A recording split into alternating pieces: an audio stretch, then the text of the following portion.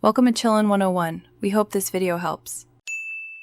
In this video, I will show how to make croissants rolls updated.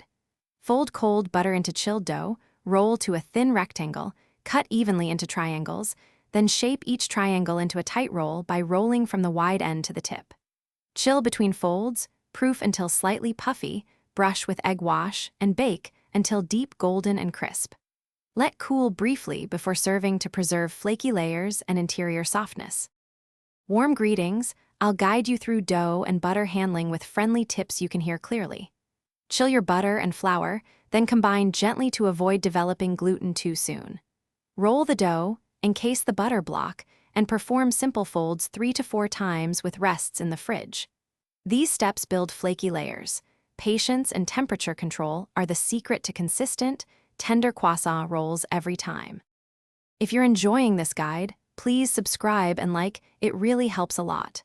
Quick recommendation: the leak-proof containers shown make storing croissant rolls and prepping breakfast simple and mess-free. They pair great with batch baking. Check the description for the link and other deals so you can grab a set. Thanks for the support, and now let's get back to the video. Let's shape and bake with calm, precise steps that make great croissants simple. Roll the laminated dough thin, trim edges, and cut triangles of equal size for even baking. Stretch each triangle gently, roll from the base toward the tip, and place on a lined tray with space between.